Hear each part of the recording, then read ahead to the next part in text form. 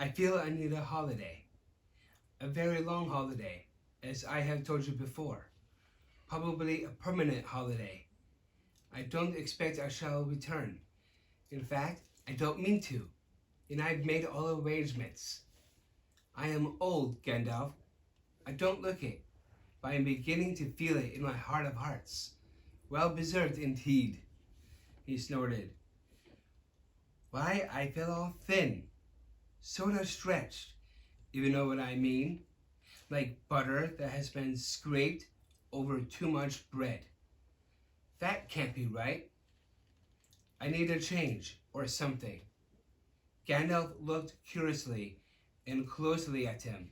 No, it does not seem right, he said thoughtfully. No, after all, I believe your plan is probably the best. Well, I've made up my mind anyway. I want to see mountains again, Gandalf. Mountains! And then find somewhere where I can rest, in peace and quiet, without a lot of relatives prying around, and a string of confounded visitors hanging on the bell. I might find somewhere where I can finish my book. I have thought of a nice ending for it. And he lived happily ever after to the end of his days. Gandalf laughed. I hope he will, but nobody will read the book, however it ends. Oh, they may, in years to come. Frodo has read some already, as far as it has gone. You keep an eye on Frodo, won't you? Yes, I will. 2 eyes, as often as I can spare them. He would come with me, of course, if I asked him. In fact, he offered to once, just before the party. But he does not really want to. Yet, I want to see the wild country again, before I die. In the mountains. But he is still in love with the Shire, with woods and fields and little rivers. He ought to be comfortable here. I am leaving everything to him, of course, except a few ornaments. I hope he will be happy when he gets used to being on his own. It's time he was his own master now. Everything, said Gandalf. The ring as well. You agree to that? You remember? Well, yes, I suppose so, stammered Bilbo. Where is it?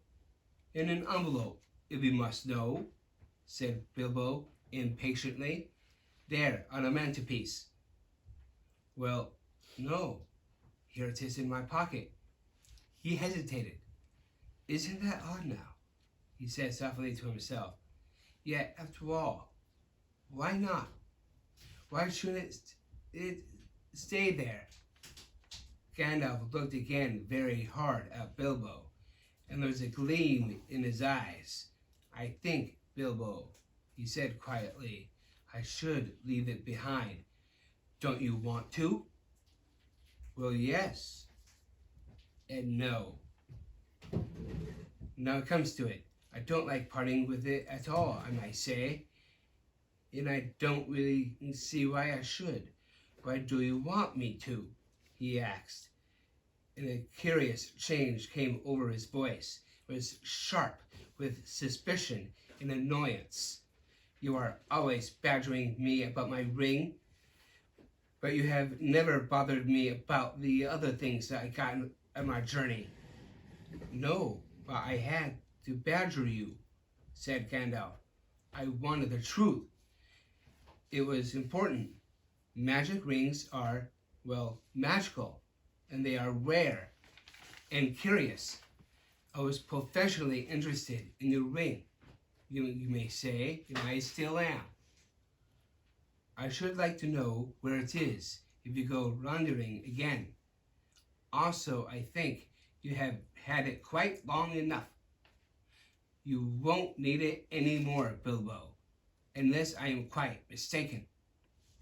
Bilbo flushed, and there was an angry light in his eyes. His kindly face grew hard. Why not?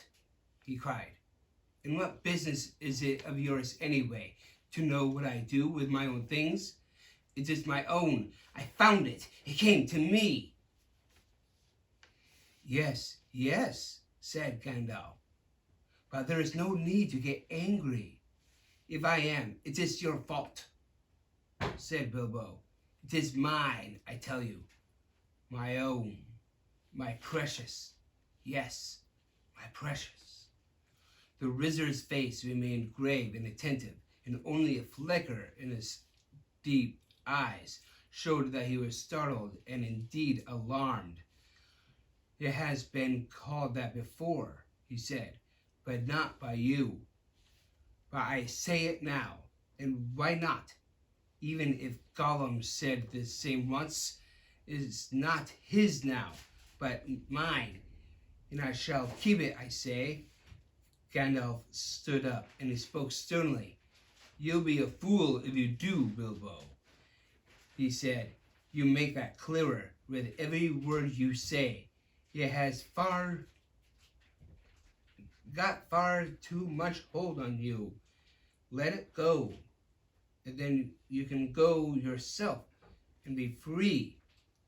I'll do as I choose and go as I please, said Bilbo obstinately. Now, my dear hobbit, said Gandalf, all your long life we have been friends, and you owe me something. Come, do as you promised. Give it up. Well, if you want my ring yourself, say so, cried Bilbo, but you won't get it. I won't give my precious away, I'll tell you. His hand strayed to the hilt of his small sword. Gandalf's eyes flashed. It'll be my turn to get angry soon, he said. If you say that again, I shall. Then you will see Gandalf the Grey uncloaked. He took a step towards the hobbit, and he seemed to grow tall and menacing. His shadow filled the little room. Bilbo backed away to the wall, breathing hard, his hand clutching at his pocket. They stood for a while, facing one another, and the air of the room tingled. Gandalf's eyes remained bent on the hobbit. Slowly his hands relaxed, and he began to tremble.